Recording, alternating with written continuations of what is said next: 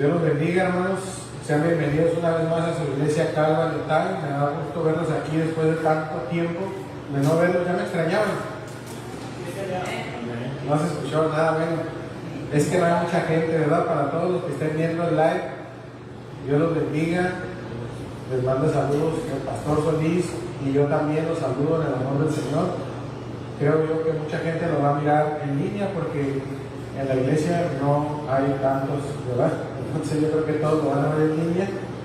Y pues los saludo desde aquí, también a los que lo vean después grabado en YouTube y a todos los que vean por ahí algún clip que hayan sacado en un futuro de este video. Dios los bendiga, hermanos. Me da gusto que escuchen la palabra de Dios a través de nuestras redes sociales. Y bueno, recordemos que estamos estudiando el libro de ¿qué? Primera de Samuel, ¿no? ¿De qué? ¿De Mateo? Primera de Samuel. Sí, aquí hay un hermano que anda fin de semana. Pero estamos estudiando el libro de Primera de Samuel. Y recordemos que estamos en guerra. ¿Cuántos se acuerdan? Porque la semana pasada fue servicio de oración. A lo mejor muchos ya no se acuerdan que vimos la semana pasada. Pero acuérdense que ya empezó la guerra entre Saúl y el reino de Israel contra los filisteos. Los hebreos ahorita, en el capítulo 13, si usted recuerda, estaban escondidos en cuevas. Saúl estaba ofreciendo holocaustos a Jehová, cosa que no le correspondía a él, sino a los sacerdotes, y al parecer, pues, era un error que él hiciera eso. Pero en su desesperación, él decidió hacer un holocausto. No tenían armas. Recuerden que los filisteos se habían llevado a todos los herreros del pueblo hebreo y ellos tenían que ir con los filisteos y les cobraban una cantidad muy fuerte si ellos querían forjar o sacarle filo a un arma. Entonces no tenían nada para pelear. Todo le estaba saliendo mal a Saúl.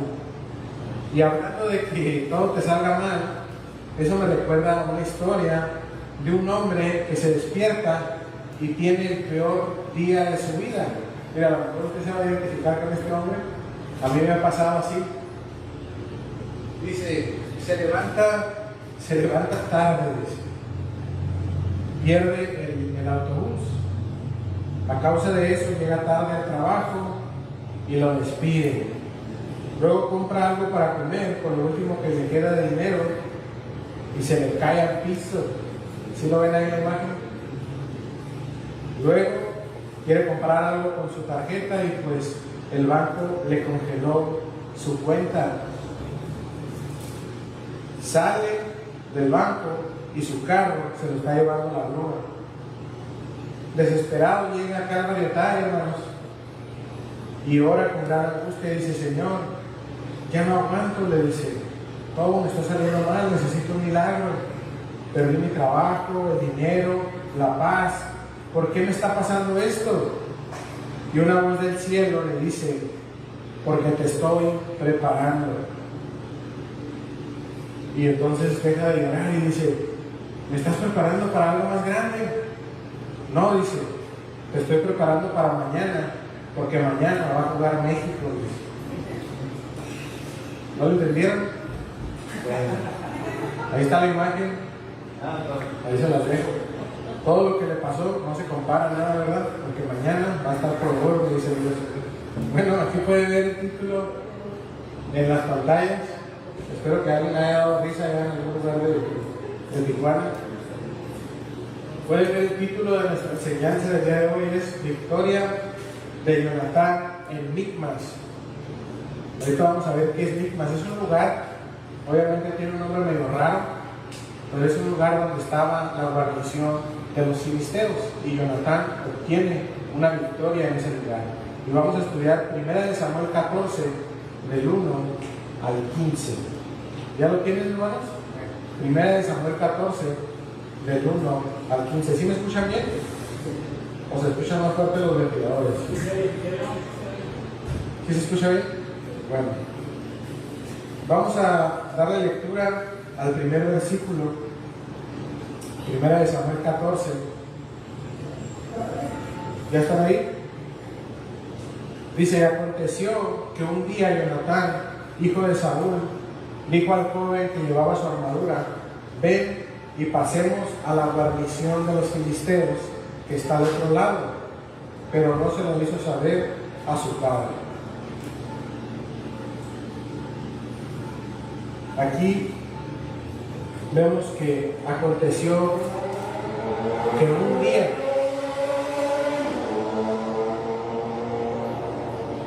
el autor del libro de Samuel, que es desconocido, no sabemos quién escribió Samuel, quiere hacer notar que era un día cualquiera, un día de estos que había pasado, no era un día especial ni nada por el estilo, simplemente Dios puso en Jonatán el querer.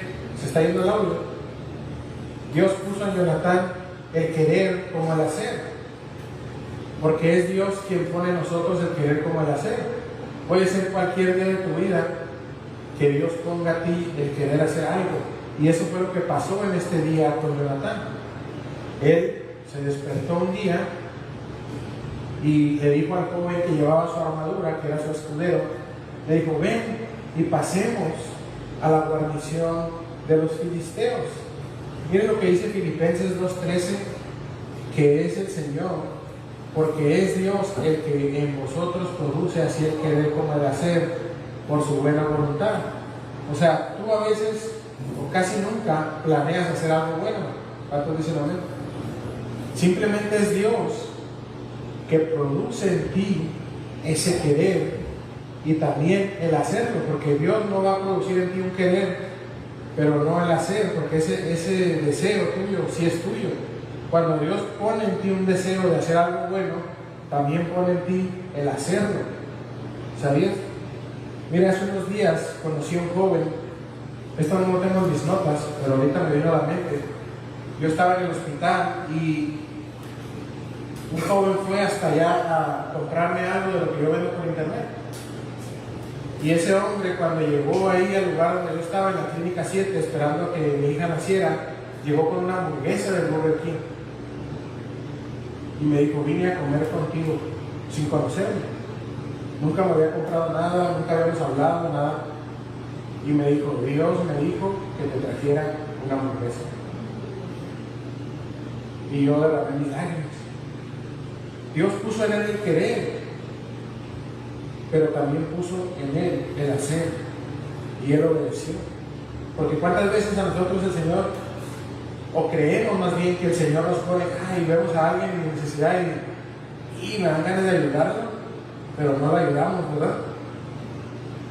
Entonces siento que ahí es nuestro deseo de ser buenos, pero no es Dios, porque Dios pone en nosotros el querer como el hacer, pone completa la obra por su buena voluntad, no porque nosotros queramos. Y eso es lo que está pasando aquí con Jonatán. No es de nosotros la buena voluntad, sino de Dios. Ahora, Jonatán, cuando tiene este deseo de ir a la guarnición son así como que frijolitos de arroz, ¿verdad? De la comida, porque guarnición significa proveer. Por eso está relacionado también con proveer de alimentos a alguien. Le da su guarnición, ¿verdad?, de alimentos. Una guarnición es un campamento que tiene todo, que no necesita armas, no necesita, bueno, en el caso de la guerra moderna, no necesita que le lleven municiones, no necesita, ya tiene todo ahí. Eso es una guarnición, a diferencia de un campamento donde probablemente si inician una batalla van a requerir refuerzos y provisiones. Una guarnición tiene todo, es una base militar con todo lo que un ejército necesita para pelear. Entonces, él le dice al joven que llevaba su armadura, ¿cómo dijimos que se llamaba? Al escudero, le dice: vamos allá. Y él era su fiel ayudante. Los escuderos eran responsables de ayudar a sus amos a cargar su armadura cuando no la estuvieran ocupando, porque la armadura es pesada. Acuérdense que David, cuando se la puso, ¿verdad? No la podía. Si usted conoce la historia de David, más adelante lo vamos a ver. Entonces, ellos la cargaban mientras que sus amos no la necesitaban, y también eran muy leales. Todo el tiempo estaban cerca de ellos, porque muchas veces la vida de ellos dependía del escudero, de qué tan rápido reaccionara, de qué tan cerca estuviera de ellos. Y le dice: ven y pasemos a la guarnición de los filisteos. Qué fácil se escucha, ¿no? Bien, dice, vente. Es como si yo te dijera a ti: hey, hermano, vente, vamos al Soriana. ¿Qué vas a decir tú? Pues vamos, no tengo nada que hacer, vente, ¿verdad? Pero si yo te dijera: ven, vamos directo a atacar a un ejército que está armado y que es sumamente numeroso, que nos supera el número de 1000 a 1 o más. Es como si te dijera que vamos camino a la muerte. Pero él no tenía miedo. Jonatán no tenía miedo. Porque el miedo, ¿sabes qué hace? Te paraliza. Te deja ahí donde estás. Cuando tú tienes miedo, no haces nada. ¿Cierto o no? Jonatán no tenía miedo. ¿Cuántas veces a nosotros nos ha paralizado el miedo?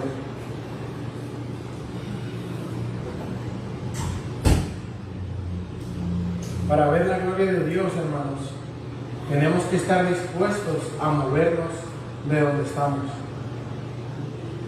Tenemos que ir. Porque si nos quedamos en un solo lugar, no vamos a ver nada. Dios quiere hacer algo en nuestra vida. Dios quiere hacer una obra maravillosa a través de nuestra vida, pero tenemos que movernos. Amén. Ahora, al final dice: pero no se lo hizo saber a su padre.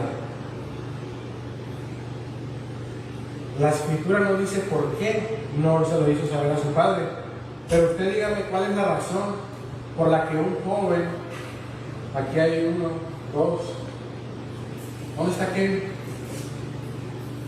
¿Se fue? Ok. ¿Cuál es la razón por la que, por la que un joven no le contaría a su padre lo que va a hacer? No daría permiso. Yo respondí un padre aquí, ¿no? Tú como joven, ¿por qué no le dirías algo a tus padres que tú planeas hacer? ¿Cuál sería una razón buena para no decirles?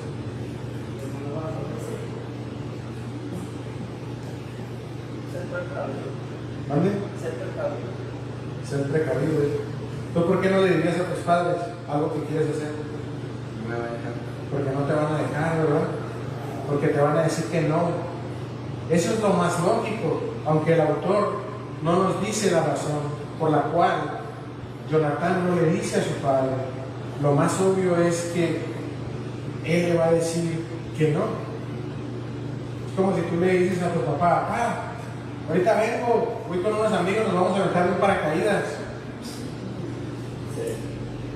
A menos que tengas un papá como Javier, te va a decir: yo voy contigo, me aviento, ¿no? Pero la mayoría te va a decir que no, estás loco. O sea, ¿por qué vas a arriesgar tu vida nada más porque sí? Jonatán estaba a punto de poner en riesgo su vida al decidir ir al campamento de los filisteos, nada más él y su escudero. Era una locura, hermanos. Era un suicidio, era algo que probablemente, como dicen por ahí, ¿verdad? Los jóvenes, este truco solo se puede hacer una vez. ¿Entienden? Ya no iban a volver, y sin avisarle a sus padres. Muchos jóvenes hacen eso hoy en día. Hacen ese truco que nada más se puede hacer una vez, y después vemos los cartelones de gente que los está buscando, ¿verdad que sí? Y no saben a dónde fueron, no saben con quién fueron, no saben dónde están. Y los buscan por años y años, muchas veces. ¿Por qué? Porque no dijeron a dónde iban ni a qué iban. Entonces, Jonatán toma esta decisión de no avisar a su padre. Puede ser muchas otras razones, pero no sabemos cuál. Simplemente vamos a decir que porque no quería que se lo prohibiera. Ahora, vamos a ver qué dice el versículo 2. Vamos a ver qué estaba haciendo el padre de Jonatán, que es Saúl. Dice, Saúl estaba situado en las afueras de Judea, debajo del granado que está en Migrón, y la gente que estaba con él eran unos 600 hombres. Ahí vemos a Saúl. ¿Qué estaba haciendo? Acostado debajo de un granado. ¿Cuántos conocen los granados? ¿No tienen un granado cerca? ¿Nunca han estado debajo de un granado?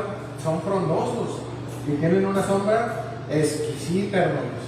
Tienen una hoja muy pequeñita que es muy tupida, y en tiempos obviamente que tiene su hoja completa, no deja pasar casi la luz del sol. Entonces yo digo que ahí estaba a gusto, ¿no? Y más si tenía fruta. Imagínense ahí Saúl cortando sus granaditas, comiendo, ¿no? A gusto, y tenía con él como 600 hombres. Dirá usted, ¿por qué no iba y peleaba? Porque acuérdese que en el versículo 13 vimos que eran más de 30,000 hombres los del ejército del filisteo. O sea, él tenía 600, pero los filisteos eran más de 30,000, nada más ahí en ese lugar. Dice que estaba ahí acostado debajo de un granado. Ahora, nosotros podemos pensar que Saúl estaba bien a gusto, pero ni tanto, hermanos. Acuérdense que todo le estaba saliendo mal. ¿No le ha pasado a usted que a veces tiene tantos problemas que dice, tengo que hacer esto, tengo que solucionar esto, y esto también me está saliendo mal, que al final dices, mejor me voy a acostar? ¿Verdad que sí? Me voy a dormir y a veces cuando me despierte ya se arregló todo. Y te despiertas y ya tienes otro problema, porque los problemas no se solucionan solos. ¿Cuántos dicen amén?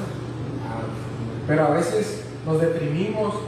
Y acuérdense que Saúl, en un futuro vamos a ver cómo era atormentado por un espíritu. ¿Sí se acuerdan de eso, verdad? Cuando David tocaba el arpa. Entonces desde aquí ya comienzan sus problemas, su angustia, que ya no sabe qué hacer, ya mejor está acostado debajo del granado. Él está pensando, ya no hay solución, ya mejor no hago nada. Ya me regaló Samuel, ya me dijo que mi reino se lo va a entregar a alguien conforme al corazón de Jehová, porque Samuel ya lo había exhortado, ¿se acuerdan? Entonces, pues ya se quedó ahí. Él y 600 estaban ahí sin hacer nada. Y Jonatán y uno más, como decía el anuncio del partido, iban rumbo a su primera victoria. Jonatán y uno más, fíjense. Ahorita vamos a ver por qué. Vamos a leer el versículo 3 para continuar. Dice también el autor de Samuel que aparte de que Saúl estaba ahí acostado con esos 600 hombres, estaba con él Ahías.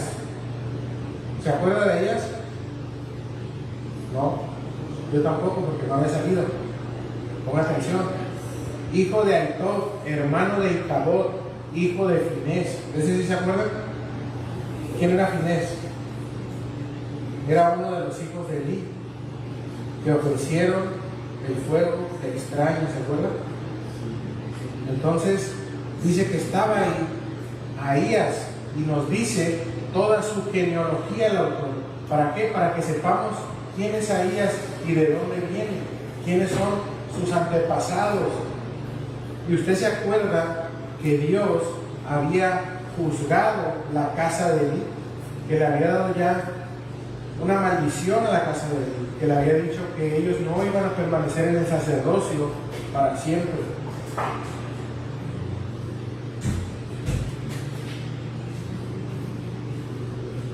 Sin duda el Espíritu Santo quiere que nos demos cuenta qué tipo de gente rodeaba a Saúl, porque es muy importante. Es muy importante, hermanos, en nuestra vida, las personas que nos rodean. Aunque tú pienses, es que nada más no es mi amigo así, amigo no es. Nada más es, viene y platicamos y así.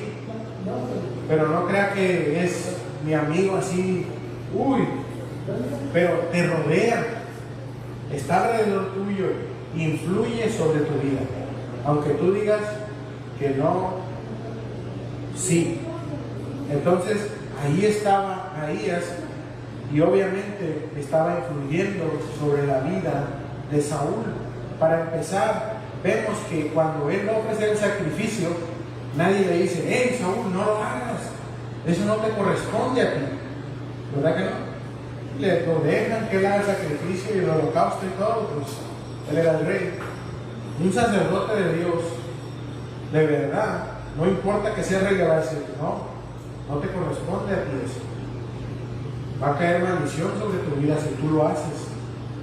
Deja que lo haga a quien Dios ha puesto para hacerlo. Entonces ahí vemos que sí influía que este hombre estuviera al lado de Saúl. Ahora vamos a continuar con nuestra lectura en los versos 4 y 5. ¿Vamos muy rápido?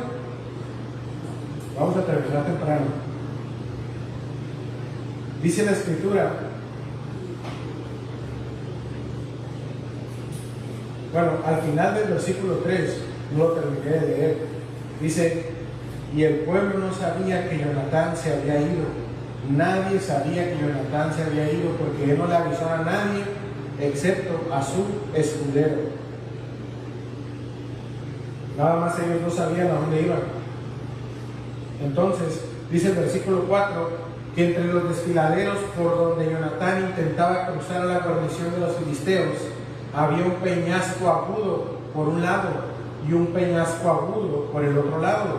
El nombre de uno era Bosés y el otro Seni. Uno de los peñascos se levantaba al norte frente a Micmas y el otro al sur frente a Geba. Mire, traje un mapa, hermanos, para que usted más o menos se dé una idea. Parece como de un juego, ¿verdad? De un videojuego. Ahí lo puede ver en su pantalla.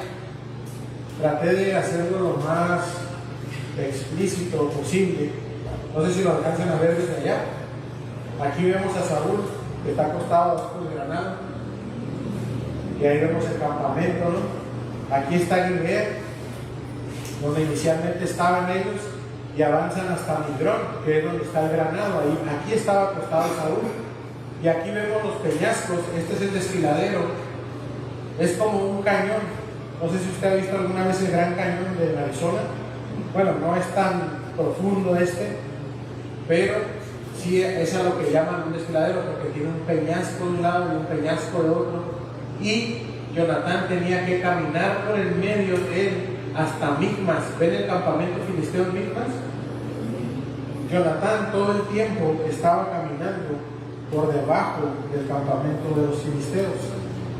Y él tenía toda la desventaja. Usted sabe que cuando usted está arriba, usted tiene una ventaja sobre los que están abajo. Y no quiero decir que porque estoy aquí arriba tengo ventaja sobre ustedes, pero yo de aquí lo veo mejor de lo que ustedes me ven a mí. ¿Usted mira mis pies de ahí? No, ¿verdad que no? ¿Qué es lo que ve de mi cuerpo? De aquí para arriba. Yo en cambio a ustedes los veo por lejos. Siempre el que viene a la altura tiene la ventaja, y más en una guerra, en una posición militar, el que tiene a la altura tiene toda la ventaja. ¿Sabía usted eso? Entonces Jonatán empieza a caminar por ese desfiladero. No solamente era difícil enfrentar a esta cantidad de hombres, sino que aparte también era difícil caminar por ahí. No era un terreno plano, no era un terreno sin obstáculos, era un terreno difícil de caminar.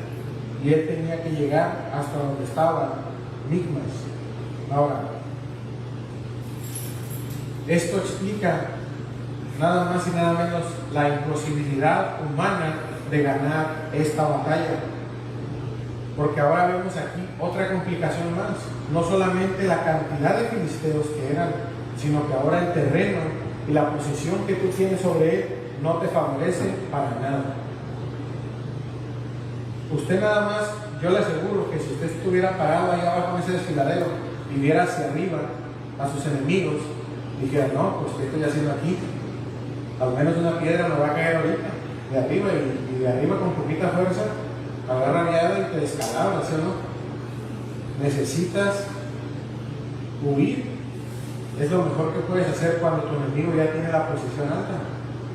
Pero Jonatán no tenía miedo, y ahorita vamos a ver por qué. Vamos a leer el versículo 6 para entender mejor. Dice, y Jonatán dijo al joven que llevaba su armadura, o sea, su escudero: ven y pasemos a la guarnición de estos incircuncisos.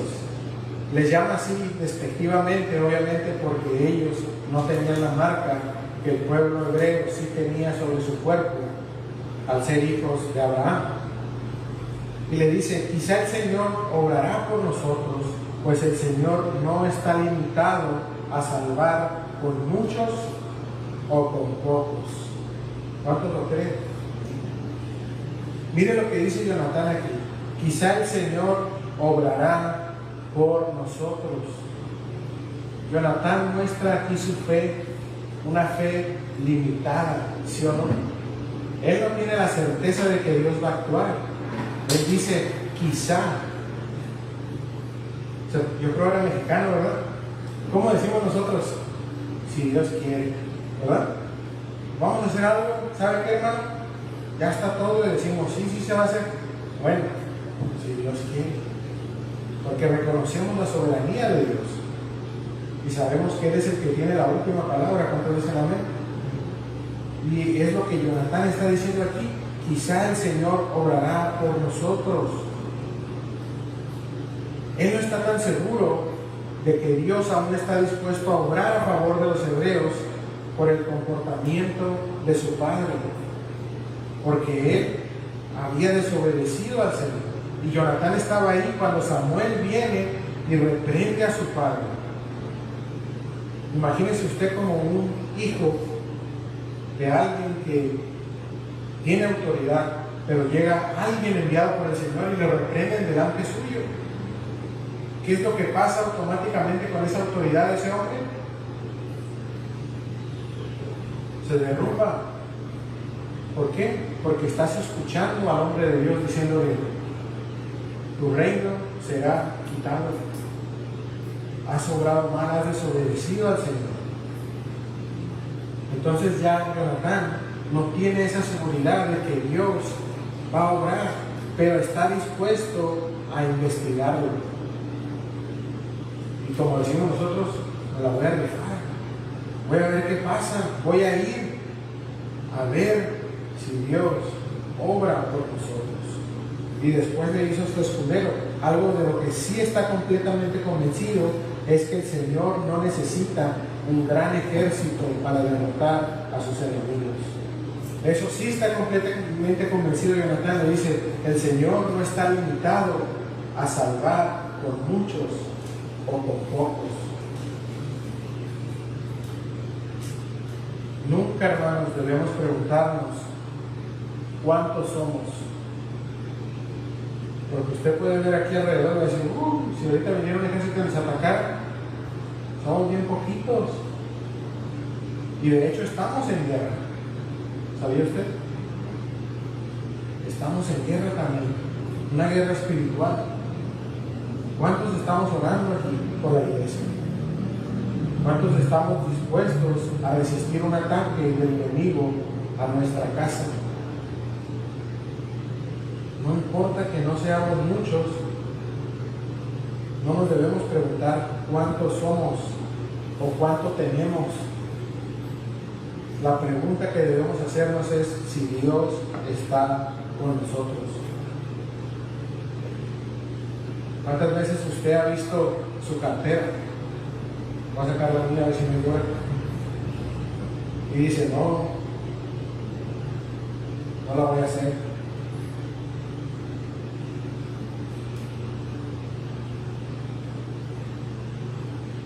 ¿Cuántas veces usted dice, esto no es posible para mí, ya no puedo, es humanamente imposible esto? Pero Dios está con usted. Y sale la semana, y sale el mes, y cuando menos piensa ya sale el nuevo. Y usted trae su estreno y dice, ¿verdad? ¿Sí se pudo o no? ¿Por Porque eso es lo que importa. Si Dios está con nosotros, ¿quién contra nosotros? Nadie.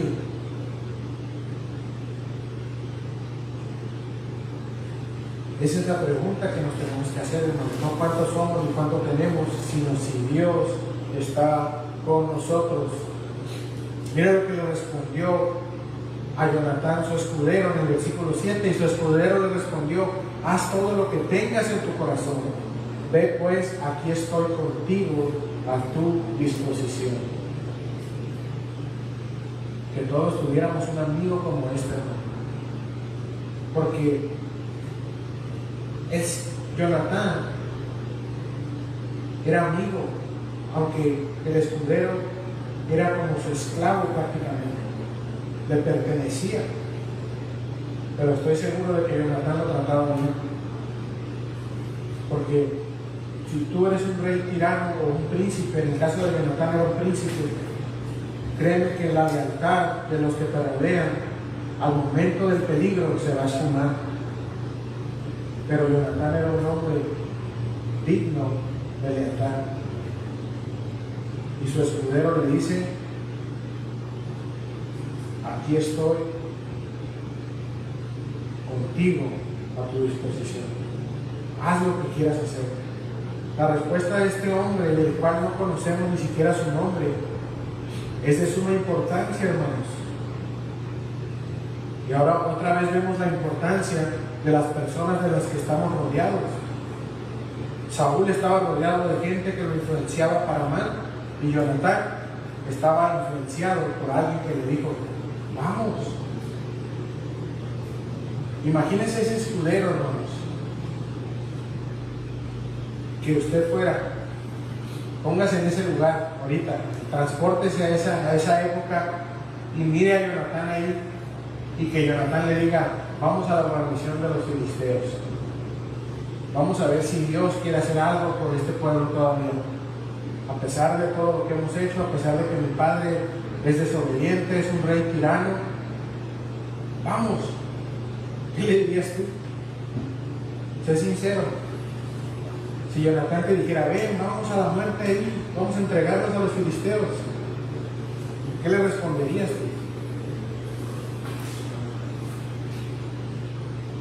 Le diría: sí, vamos, yo estoy contigo. Sé sincero contigo mismo. O dirías: oye, ¿cómo vamos a ir nomás nosotros dos? Ellos son miles. Está bien que Dios esté con nosotros, pero primero hay que preguntarle a Dios si nos va a ayudar o no, ¿no? ¿Cómo vamos a ir así nomás? ¿Estás loco? Yo le dijera: oye, primero hay que orar una semana o dos, y ya si Dios nos responde en oración o en sueño, pues ya nos aventamos. Pero ¿cómo así nomás? ¿Usted qué diría, hermano? Ahí se lo dejo de tarea. Vamos a leer del 8 al 12 ya para ir terminando. Entonces dijo Jonatán: mira, aquí viene el plan. Este es el plan, hermanos, esa es la táctica militar. Entonces dijo Jonatán: mira, vamos a pasar hacia esos hombres y nos mostraremos a ellos. ¿Puedes poner el mapa otra vez en la pantalla, hermano? Si nos dicen: esperad hasta que lleguemos a vosotros, entonces nos quedaremos en nuestro lugar y nos subiremos a ellos. Pero si dicen: subid a nosotros, entonces subiremos, porque el Señor los ha entregado en nuestras manos. Esta será la señal para nosotros.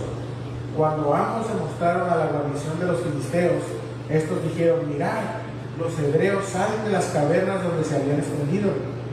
Los hombres de la guarnición saludaron a Jonatán y a su escudero y dijeron: subid a nosotros y os diremos algo. Y Jonatán dijo a su escudero: sube tras mí, pues el Señor los ha entregado en manos de Israel. Dice, o sea, a mí se me hacía loco, descabellado, atrevido lo que Jonatán había decidido hacer. Pero luego leo este plan y digo: está más loco todavía. O sea, ni siquiera dice: vamos a ir escondidos, nada. Nos vamos a ir, imagínense, por ese caminito azul, y nos vamos a parar ahí abajo y vamos a decir: acá estamos. Y si nos dicen, ahorita bajamos, ahí nos vamos a quedar, dice. Ya de ahí no sé cuál es el plan B, nos dijo, ahí nos vamos a quedar. Yo creo que ahí van a esperar la muerte ya, porque Jonatán decía que si esa era la respuesta, quería decir que Dios no le había entregado a los filisteos. Y probablemente iban a bajar por ellos para matarlos. Pero si les decían, subid a nosotros, les vamos a decir algo, vengan, esa es una trampa, ¿verdad que sí? Porque los filisteos cuando ven a Jonatán y a su escudero dicen, mira, es una burla, ya están saliendo de las cuevas. Nos veían así, mira, ya no van a aguantar el hambre porque estaban escondidos por días. Porque ellos los habían asolado y los hebreos tenían miedo y estaban escondidos en cavernas ahí en el desfiladero. Y de repente ven a dos hormiguitas y dicen, mira, y ya me imagino a Jonatán y al escudero, mira, aquí estamos, ya salimos con su banderita blanca, ¿no? Y le dijeron, suban, como cuando tu mamá te decía, ven, pásame, no te voy a hacer nada. Que ya te habías tardado, ¿no? Te había mandado. Y le decía, mamá, es que no quiero entrar porque me vas a pegar. No, ven, sube, ven. Así los filisteos yo me los imagino. Pero ellos no sabían que esa era la señal, que Jonatán se había inventado, hermanos. Dios nunca le dijo a Jonatán, si escuchas de los filisteos esto, quiere decir que yo te los daré en tus manos. Jonatán puso las señales. Él se imaginó en su mente y dijo, bueno, si nos dicen esto,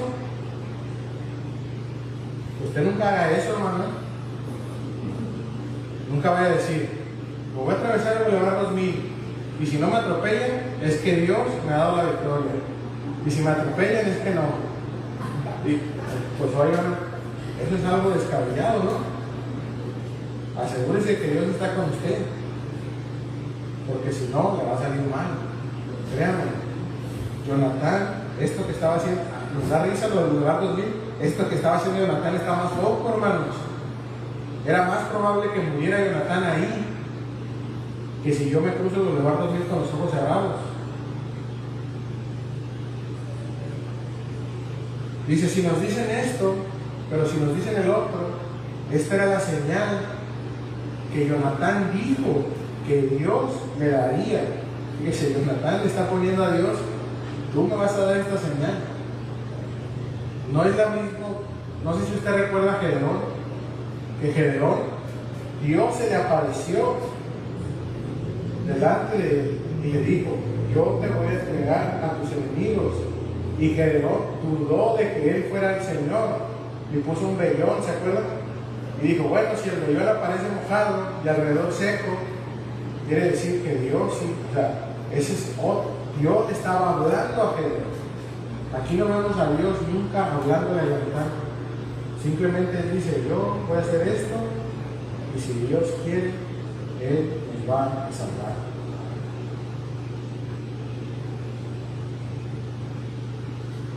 Y le dijeron, subid a nosotros. Y Jonatán dijo, eso es la señal. Pero no tenía ninguna más que su fe, hermanos, de decir, Dios me los ha entregado.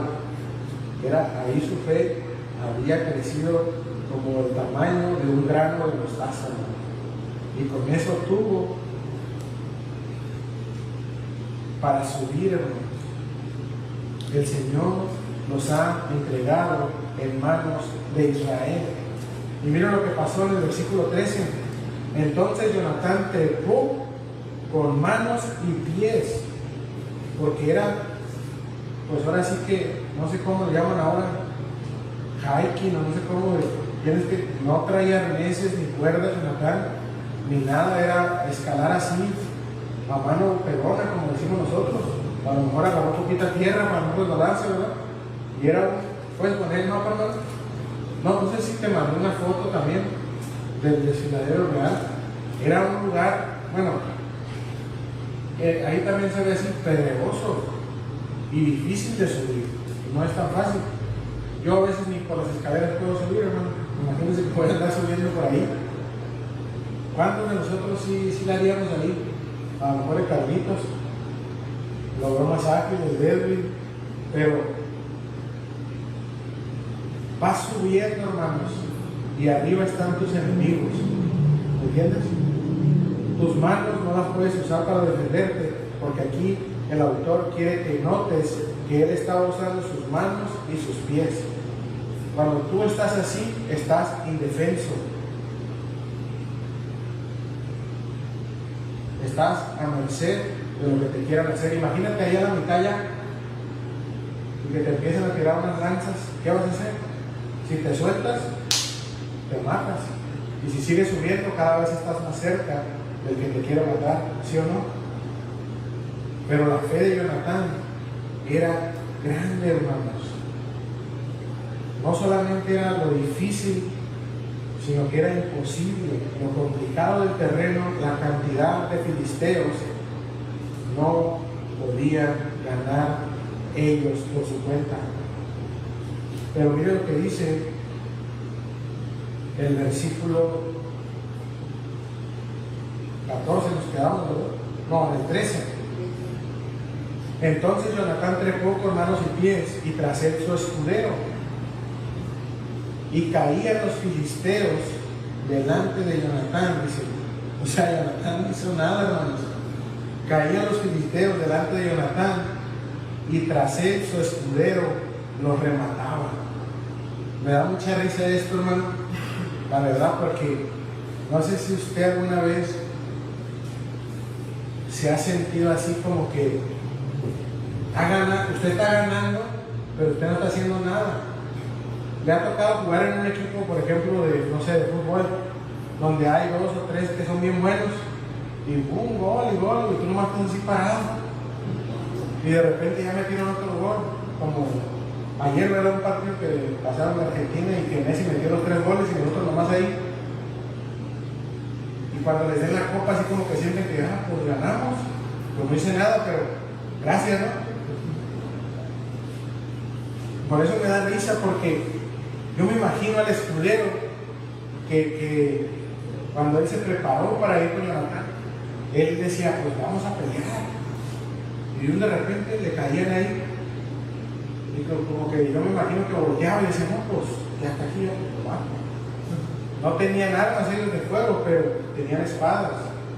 El único que tenía espadas de todos los hebreos era Saúl y Jonatán. Y por tanto su escudero, porque él cargaba las armas de Jonatán. Entonces decía, no, pues otro y otro y otro. O sea, no estoy haciendo nada, pero pues de una vez ya estoy aquí. ¿Me entiendes? O sea, te sientes mal, pero te sientes bien. Y caían los filisteos, dice. Yo pienso que su escudero decía, pues, ¿qué tal si no se mueren? O sea, para que no digan que no hice nada, por esclavo les pagué yo.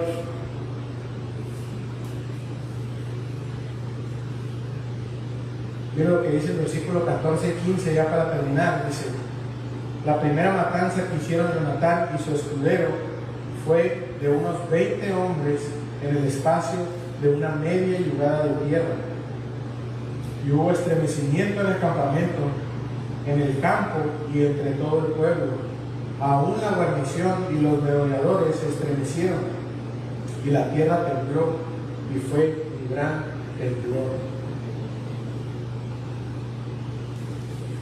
La primera matanza, 20 hombres, o sea, 2 hombres contra 20 hombres en media yugada de tierra. ¿Sí saben qué es media yugada de tierra? Yo tampoco sabía, porque yo nunca anduve en el campo, pero una yugada era lo que una yunta de bueyes podía arar, y media yugada pues obviamente es la mitad. Dicen los estudiosos que saben que media yugada era aproximadamente 45 metros cuadrados. Entonces es un espacio, digamos, amplio, pero acuérdense dónde estábamos peleando. Pues yo también ya estaba ahí como tanto, en ese lugar lleno de piedras y todo. Era un espacio reducido, y aparte Jonatán y su escudero iban escalando. O sea, probablemente la medición era de arriba hacia abajo, porque dice que los filisteos caían. O sea, ellos se paraban ahí a ver cómo iban subiendo, caían.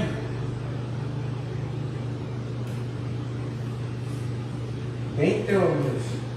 Suenan pocos comparados con los que después iban a matar Saúl, ¿verdad? Que decía, mató a sus 1000 y David a sus 10,000, ¿verdad? Eran miles de hombres los que ellos después en las batallas eliminaban, pero esta pequeña victoria de Jonatán marcó un inicio de que Dios iba a hacer lo suyo, pero eso lo vamos a ver más adelante.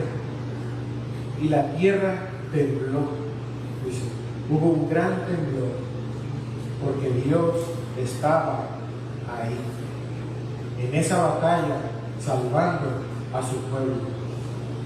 ¿Cómo sabemos que Dios estaba ahí? ¿Cómo sabía el pueblo de Israel cuando Moisés subía a ese monte que Dios estaba ahí? Porque temblaba, hermanos. Mire lo que dice el Salmo 114:7, lo puede ver en su pantalla. A la presencia de Jehová tiembla la tierra, a la presencia del Dios de Jacob. Mira lo que pasó con el Señor Jesús cuando Él estuvo en esa cruz en Mateo 27:51. Y he aquí el velo del templo se rasgó en dos, de arriba abajo, y la tierra tembló, y las rocas se partieron. Dos victorias muy parecidas. Jonatán derrotando a los filisteos y Jesús en esa cruz derrotando a la muerte y al pecado y salvando a todos los hombres.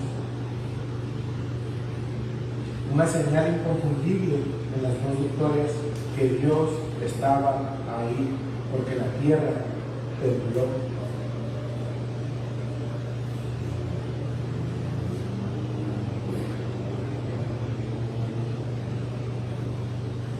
Todas las cosas que nosotros estudiamos en el Antiguo Testamento apuntan a nuestro Señor Jesucristo. Y esta victoria de Jonatán, aunque pareciera pequeña, aunque pareciera humanamente imposible, se asemeja a la victoria de Jesús en esa cruz. Porque para todos Jesús era alguien que no podía ser rey, que no podía salvar a su pueblo. Era imposible que Jesús, siendo como era, salvara a Israel, ¿verdad que sí? Era humanamente imposible también, todos lo descartaban. Sin embargo, Él obtuvo la victoria a través de esa cruz. Y hoy hemos aprendido de Jonatán esa fe y ese atrevimiento de no quedarse paralizado por el miedo, sino que Él se movió hacia la batalla y confió en que el Señor no está limitado por nada. Él puede salvar por muchos o por pocos. Y Él nos salvó a todos por uno solo, que fue nuestro Señor Jesús en esa cruz. Amén. Vamos a orar. Señor, te damos gracias, Padre, por tu palabra, Señor. Gracias porque siempre nos recuerdas, Señor, que estamos aquí por tu Hijo, Señor. Que si no hubiera sido por Él, Señor, no sabríamos en dónde estaríamos, Señor. Quizás estaríamos muertos, Señor, quizás estaríamos ya en ese lago, Señor, de fuego. Te pedimos que siempre, Señor, recuerdes que la victoria es tuya, Señor. Que tú fuiste el que venció en esa cruz, Señor. Que nosotros solamente somos, Señor, como ese escudero de Jonatán, que estamos aquí, Señor. Como que hacemos algo, Señor, pero en realidad tú eres el que haces todo, Padre. Tú nos das, Señor, el querer, el hacer. Tú nos pones en ese camino para andar, Señor, por las buenas obras que tú mismo has preparado para nosotros, Padre. Ayúdanos, Señor, a nunca sentirnos orgullosos, ni que se eleve, Señor, nuestro ego por algo que hagamos para ti, Señor, sino que siempre nos sintamos así como que no estamos haciendo nada, Señor, que tú eres el que haces todas las cosas a través de nosotros. Te pedimos todo esto en el nombre de tu Hijo amado Jesús. Amén.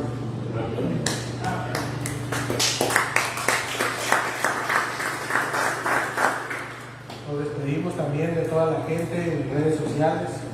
Gracias por sintonizarnos. No sé si nos está viendo alguien. Saludos a todos allá en Querétaro, que siempre nos miran. También allá en Estados Unidos, nuestros hermanos que viven allá, que se les dificulta un poco el cruce fronterizo.